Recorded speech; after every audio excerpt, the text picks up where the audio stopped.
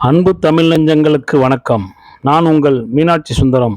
இப்பொழுது எழுத்தாளர் அபிமானி அவர்கள் எழுதிய நெருப்பின் தாகம் சிறுகதை. இப்பொழுது சிறுகதைக்குள் போகலாம். நெருப்பின் தாகம் சிறுகதை. காட்டுப்பறவைகளின் இரைச்சலில் முத்துப்பாண்டியின் தூக்கம் கலைந்தது. சிரமப்பட்டு கண் விழித்தான். வத்தல் பொடியை தூவிவிட்டது போல கண்கள் எரிந்தன. தலைக்கு மேல் பாரம் ஏற்றி இருப்பது போல ஒரு இறுக்கம் புரிந்தது. கலவரத்துடன் எழுந்து அமர்ந்தான். இமைகளை விரித்து கொண்டு நாலாபுரமும் நோட்டம் விட்டான். கங்குல் முங்கலாய் தெரிந்தது பொழுது.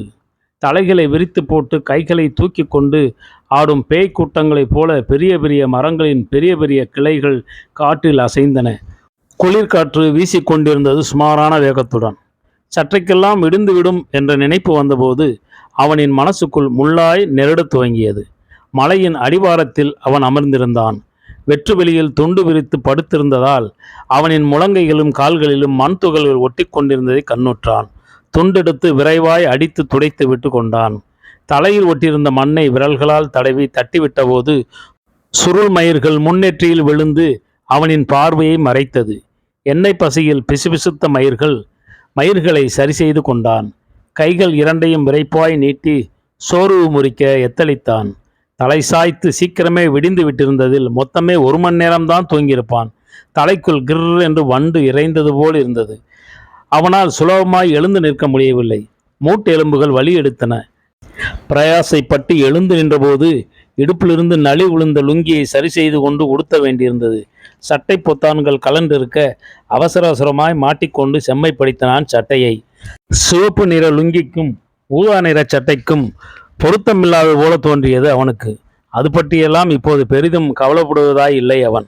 அவனின் தற்போதைய கவலையெல்லாம் இனி எங்கே போவது என்பது குறித்த மிகையாய் இருந்தது. முன்னை விட இருட்டின் அடர்த்தி குறைந்து சன்னமாய் வெளிச்சம் இளைய துவங்கியிருந்தது. சற்றைக்கெல்லாம் சூரியன் மேலெழும்பி பளிச்சென வெளிச்சம் பரவிவிட்டால் தன் குட்டு உடைந்து விடுமே என்றே பயமெடுக்க துவங்கியது. இன்னும் சிறிது நேரத்தில் மலைக்கும் மலையின் அடிவார தோட்டங்களுக்கும் வேலைக்கு வந்துவிடும் ஜனங்களால் தன் தண்டவாளம் ஏறிவிடக் கூடாது என்று உள்ளுக்குள்ளேயே தீர்மானித்து கொண்டான். மேற்கு நோக்கி நிமிர்ந்து பார்த்தான். அந்த மங்கலான இருட்டிலும் மலையின் கம்பீரமான தோற்றம் தெளிவாய் தெரிந்தது அவனுக்கு. குன்றுகளும் புதர்களுமாய் உயர்ந்து போனது மலை. பக்கவாட்டில் திரும்பி பார்த்தான்.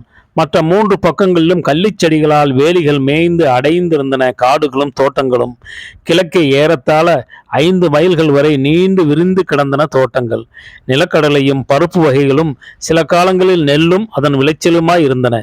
முத்துப்பாண்டிக்கும் கீழ்கோடியில் ஒரு தோட்டம் இருந்தது, சுமாரான விளைச்சலுடன். தோட்டங்களின் முடிவில் தான் ஊர்கள் இருந்தன. பல சாதி ஜனங்களுக்கு பாத்தியப்பட்ட ஊர்கள். மலையை நம்பியும் தோட்டக்காடுகளை நம்பியும் வாழ்ந்து கொண்டிருந்தனர் ஜனங்கள். மலையின் மறுபக்கத்திலும் ஊர்கள் இருந்து கொண்டிருந்ததை முத்துப்பாண்டி அறிந்திருந்தான். ஆயினும் அறிமுகம் இல்லாதிருந்தது அவனுக்கு. இனியும் மலையின் அடிவாரத்தில் தாமதிப்பது சாத்தியப்படாது என்பதை யோசித்து கொண்டான். அகஸ்மாத்தா யாரும் பார்த்துவிட்டால் ஊரில் போய் அம்பலப்படுத்தி விடுவார்கள். மலை மேல் ஏறிவிட பிரயாசப்பட்டான். மலைக்குள் ஏதாவது ஒரு மறைவிடம் பார்த்து ஒளிந்து கொள்ள வேண்டும். மாலை கருக்களில் வேறு ஊர் பார்த்து ஓடிவிட வேண்டும். கொஞ்ச நாட்களில் தன் ஊர்க்காரர்களாகிய உறவுக்காரர்கள் போலீஸை சரிக்கட்டி விடுவார்கள் என்ற நம்பிக்கை இருந்தது அவனுக்கு. அதற்கு பின் அவன் ஊருக்கு வந்தால் எந்த கொம்பனும் எதுவும் செய்துவிட மாட்டான் என்று தோன்றியது. மேலே ஏறினான். பாதங்கள் வலி எடுத்தன. குதிக்கால் நரம்புகள் புடைத்து கொண்டு தெரிப்பது போல் தோன்றின.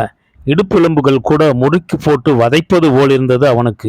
தொடைகளில் சதைகளுக்கு பதில் பாறாங்கற்களாய் ஒட்ட வைத்த கனமும் இறுக்கமும் புரிந்தது.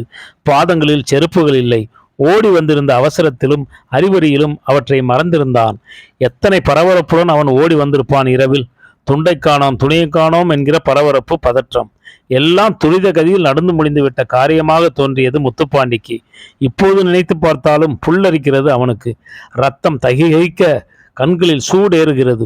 ஒரு கீழ் ஜாதி பொம்பளையால் தான் குலைப்பதற ஓடி வந்ததை எண்ணி உள்ளம் குமுறுகிறது.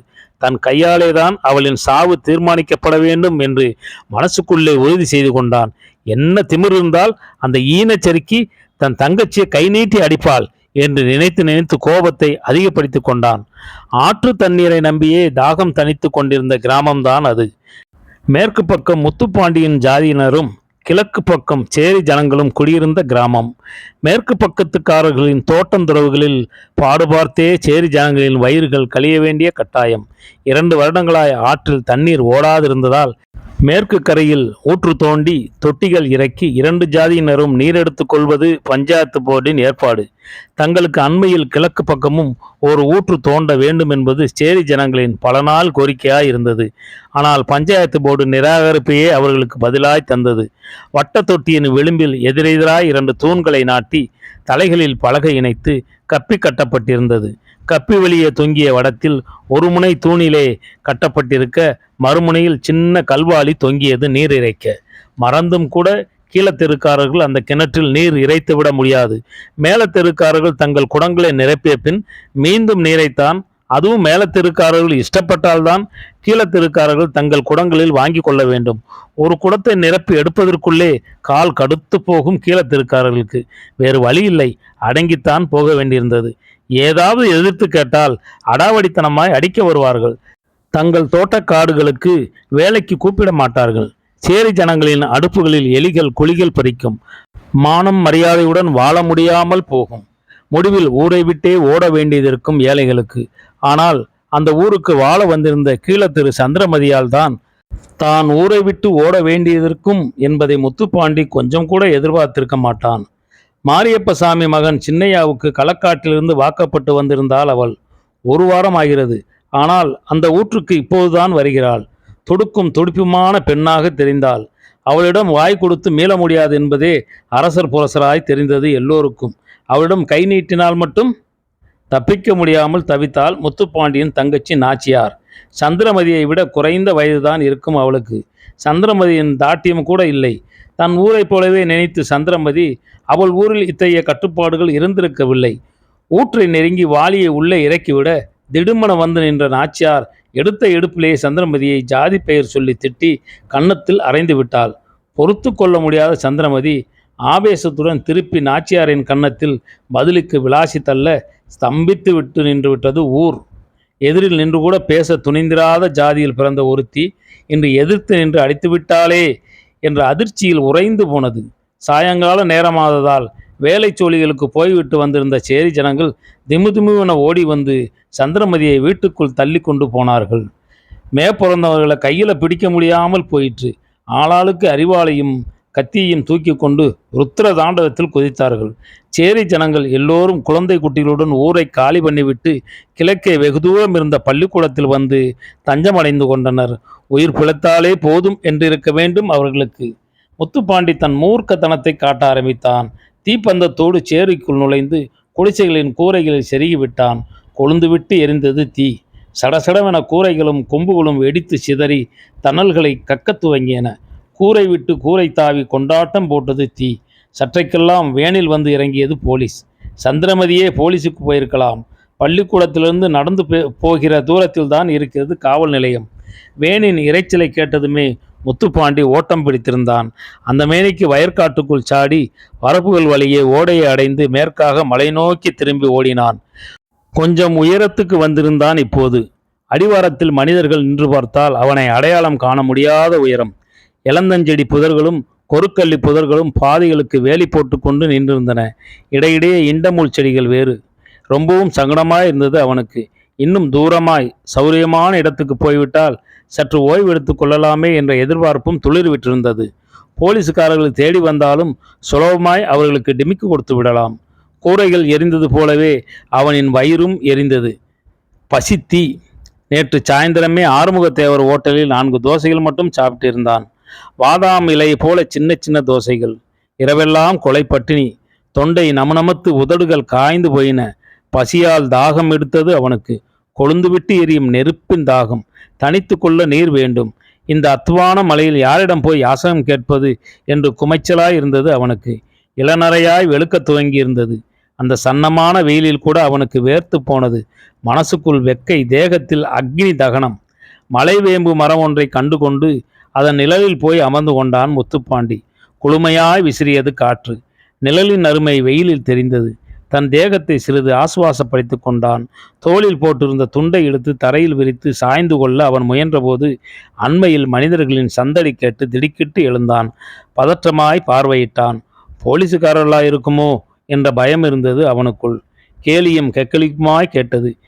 நிச்சயமாய் அவர்கள் போலீஸ்காரர்களாய் இருக்க முடியாது என்றே தீர்மானமாம் முடிவுக்கு வர முடிந்தது அவனால். குற்றவாளியை பிடிக்க வருகிறவர்கள் இத்தனை கும்மாளத்துடன் வரமாட்டார்கள் என்றே உறுத்தியது. குரல் தந்த உருவங்களை கூர்மையாய் கவனிக்கத் துவங்கினான் முத்துப்பாண்டி. மொத்தம் 3 நபர்கள். எல்லோரும் சாம்பல் கருப்பு ஆயினும் வெவ்வேறு நிறங்களில் அழுக்கு கால் டவுசர்களும் நைந்த வெளிரிய சட்டைகளும் போட்டிருந்தார்கள். மூவருக்கும் வித்தியாசமான வயசுகளாய் இருக்க வேண்டும். உத்தேசமாய் ஒருவருக்கு 30, மற்றவருக்கு 40, மூன்றாமவருக்கு 50. எல்லோரின் இடுப்பிலும் கோடரியின் முனைகள் செருகிக் கொண்டிருக்க கைப்பிடிகள் வெளியே துடித்து கொண்டிருந்ததை கண்டுகொண்டான். விறகு வெட்ட வந்திருக்க வேண்டும் என்று தோன்றியது அவனுக்கு. ஆயினும் அவர்கள் யாரும் அவனுக்கு அறிமுகம் இல்லாதிருந்ததை நினைத்து ஆச்சரியப்பட்டான்.